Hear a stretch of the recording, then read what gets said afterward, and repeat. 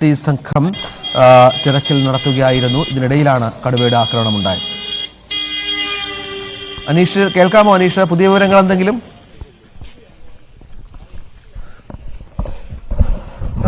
തീർച്ചയായും നമ്മളെന്തായാലും കാത്തിരുന്ന പോലെ തന്നെ വലിയ പരിക്ക് ഇല്ല അദ്ദേഹത്തിന്. നമ്മൾ സൂചിപ്പിച്ചിരുന്നു കടുവ മാന്തി എന്ന വിവരമാണ് നൽകിയത്.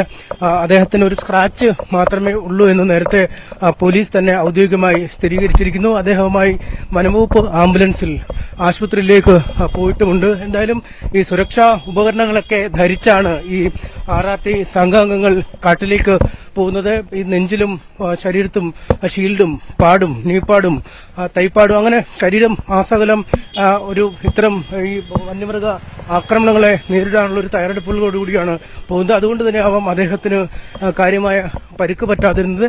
കൈ ഭാഗത്താണ് ഈ മാന്തൽ, ഈ സ്ക്രാച്ച് വീണിരിക്കുന്നത്. മറ്റു ഭാഗത്തേക്ക് കടുവയുടെ അടി ഉണ്ടായെങ്കിലും അത് തടയാൻ, പ്രതിരോധിക്കാൻ RRT അംഗത്തിന് കഴിഞ്ഞു.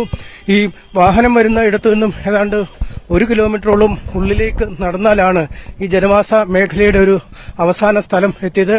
അതിനും അപ്പുറത്താണ് ഈ സംഘാംഗങ്ങൾ തെരച്ചിൽ നടത്തുകയും RRT സംഘാംഗത്തിന് പരിക്ക് പറ്റുകയും ചെയ്തത്. എന്തായാലും കടുവ കൂട്ടിലായോ അല്ലെങ്കിൽ കടുവയെ വെടിവെക്കാൻ ദൗത്യ സംഘത്തിന് കഴിഞ്ഞോ എന്നതിനെക്കുറിച്ച് ഇപ്പോഴും ഒരു വ്യക്തതയില്ല.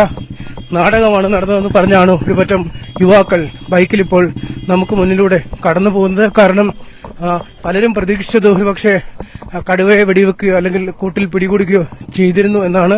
പക്ഷേ കാട്ടിൽ നിന്നും കൃത്യമായൊരു വിവരം ഈ കടുവയെ പിടികൂടിയോ ഇല്ലയോ എന്നതിൽ ലഭിച്ചിട്ടില്ല. നാട്ടുകാരൊക്കെ ആശങ്കാകുലരായി ഇപ്പോഴും തുടരുന്നു. കടുവ RRT സംഘത്തിനെ പരിക്ക് അടിച്ചാൽ, അദ്ദേഹത്തിന് സ്ക്രാച്ച് സംഭവിച്ചാൽ അതിന്റെ അർത്ഥം ഇന്നും ഈ മേഖലയിൽ കടുവയുടെ സാന്നിധ്യം ഉണ്ട് എന്നാണ്. ആദ്യ ദിവസം രാധയെ കൊല്ലുന്നു. ഇന്നലെ വൈകുന്നേരം ഈ പഞ്ചാരക്കൊല്ലി ഭാഗത്ത് തന്നെ വീണ്ടും കടുവയുടെ സാന്നിധ്യം കാണുന്നു.